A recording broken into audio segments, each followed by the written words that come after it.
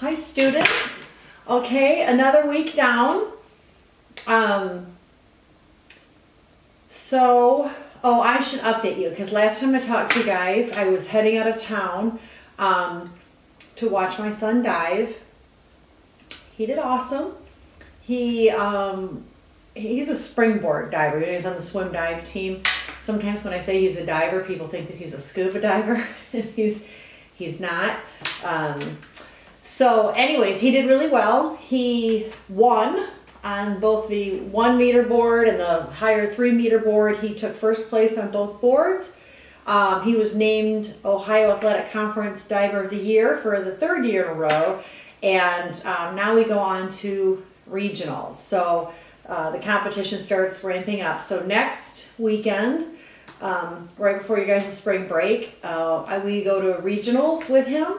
And then if he qualifies out of there, he goes to nationals. So it kind of gets a little bit fun, a little competitive this time of year. So it's fun to watch your kids dive or be in any sport. So I don't know if any of you guys are parents. I don't think anybody in the class is a parent, but I do know there's several athletes in this class. So you guys know how much fun these competitions are and stuff, especially as the level of competition ramps up. So that's been something fun that I've been doing. Okay. Back to you guys. Let me start by saying I'm so impressed with you guys. There's a reason you were selected into the PA program. I know it was super competitive, so I know every one of you that are sitting in this class have been hand selected and hand chosen, but wow, you guys are smart. You're so smart, you're so driven, you're so on top. I've never had a class where people turn in assignments way ahead of time. And you guys are learning so quickly. Like back in week 1, we had a couple of APA issues, maybe a couple of papers got turned in late. I offered some feedback, boom, done. You guys learned it. It's just amazing to me when I'm reading your discussion boards, how your writing has improved, your thought patterns have improved, how you're dialoguing off of each other. It's really impressive, and it makes me happy to think that you guys are the next generation of healthcare providers that are going to be out there working with the public and the population and stuff. So kudos to you guys. Really well done. I know you're under tremendous stress. I know the program is brutal and very difficult. And that this course, I don't want to say that it's a fluffy course, because it's not. I think it's a really, really important foundational course, and it's really the crux of what we do in healthcare. But at the end of the day, I know it's not the same as your pathophys and your pharmacy and all those other, clinicals and things that are really high intensity. So hats off to you guys. I've really enjoyed working with you guys and kind of getting to know you just from your papers and things like that. So last week was really good. Discussion board was excellent. I really enjoyed reading a lot of your guys' conversations on the discussion board. So this week we are starting week 8. And this week we're going to look at linking healthcare with public health policy. So those are kind of 3 different things. So you've got, most of you guys, when you get out of school, you'll be working in a practice, either like a physician's office or in a surgery, or in a clinic somewhere, and you're going to be taking care of a specific patient population. However, many of your patients are going to have some needs, some very real needs. Transportation issue, how do they get food, how are they going to get their pharmacy, how do they choose if they have a financial constraint, how do they choose between groceries and pharmacy. So it really becomes tricky once you see a patient. It's not just, okay, here, take this medicine or go, do this exercise that I prescribed for you. You got to look at the whole picture. That's from our healthcare side. Well, there's a whole public policy side. There are so many policies and programs for people in the community. There's a ton. Almost every community has different programs for mental illness, programs for children, programs for immunizations, programs for dental care, all kinds of programs. But then there's also some public policies that are set up by our lawmakers and things like that, the CDC and the FDA. There's all kinds of regulating bodies that set up a variety of policies. So here's the question. How do you find those? So I do this all day in my clinical practice that I've told you guys about. I will see patients all day, every day, that have some kind of social determinant or some kind of a risk factor or something like that. They can't drive themselves somewhere. They're getting confused. They can't pay for medication, but they want to stay in their home and they don't have anybody to help them. And their wife just suffered a stroke, and so it's all of these variants that are going on with the patient. But how do they know where to find a policy, or where do they find a program? Half of your elderly population, or your mentally challenged, you're homeless. One of you guys wrote a paper on the homeless population, and sometimes they can be violent. Where those people don't even have access to computers. How are they gonna what are they gonna Google a program for themselves? That's just, it's not feasible. So how do we link those things? How do we get the people that have the greatest need connected with some of our public policies and programs, things like that? It's tricky. It's really challenging. So that's some of the stuff that we're going to look at this week.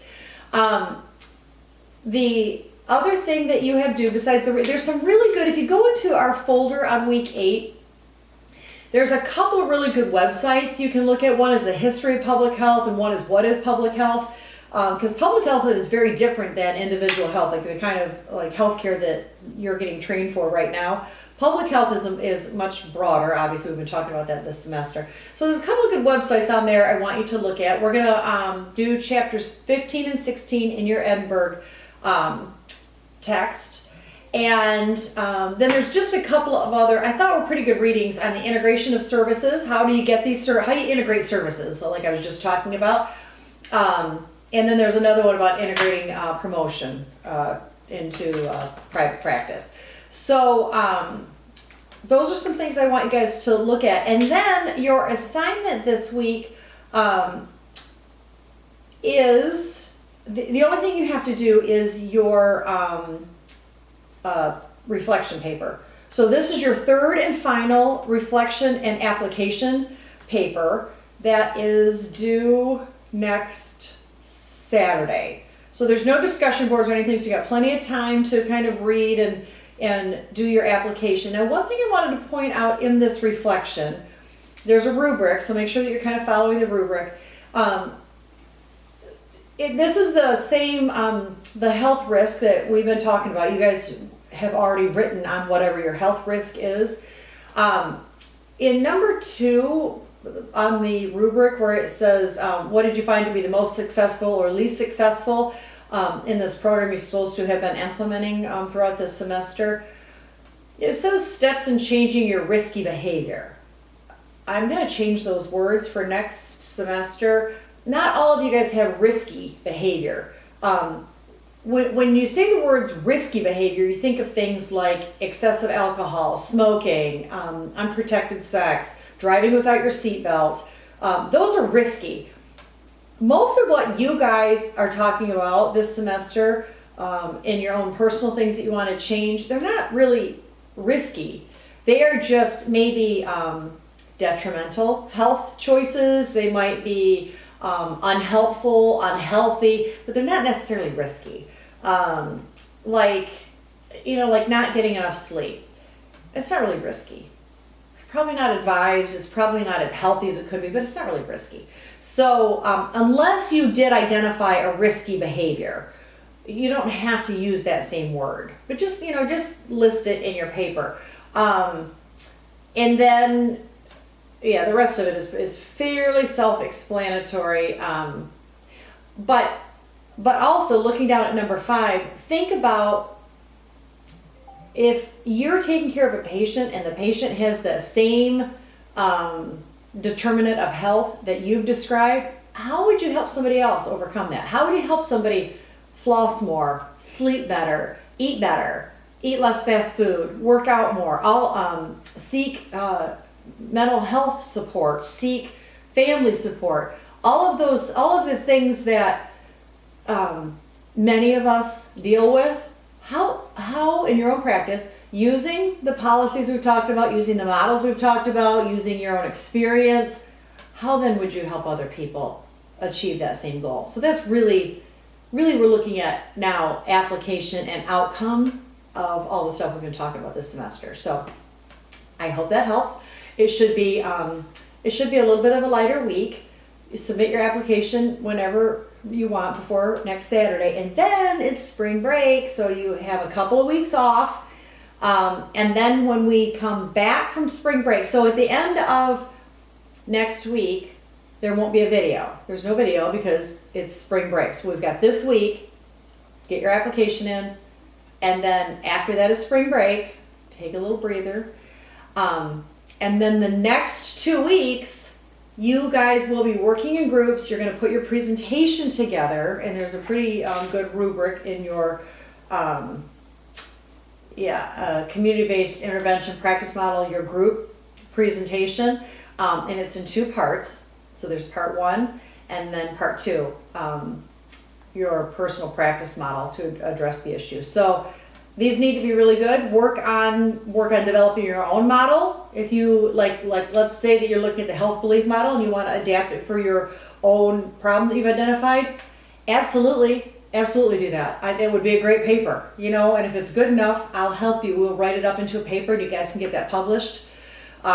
So be thinking about serious ways that what you're doing, what you've learned, and what you're focusing on, how can this help other people? And so maybe we could, if they're good enough, look at some public health journals or something like that. And I would strongly recommend that as you're putting these presentations together, that you're doing exactly that. What are the other public health policy journals saying? What is, pull some articles from things like that and pattern your presentation maybe off of some of those articles, and then develop your own model from there. And if they're good enough, maybe we can get you published. I don't know, probably not. You guys don't have enough time to do that, but I want you to be thinking about it. So maybe after you graduate or something. But seriously, I would help you guys do that. All right, nice job. Proud of you guys. Keep up the good work. Text or email me if you need me. That's all I got. All right, enjoy your spring break, you guys. Seriously, enjoy spring break. Get down south and get some of that good vitamin D. So, okay, talk to you soon.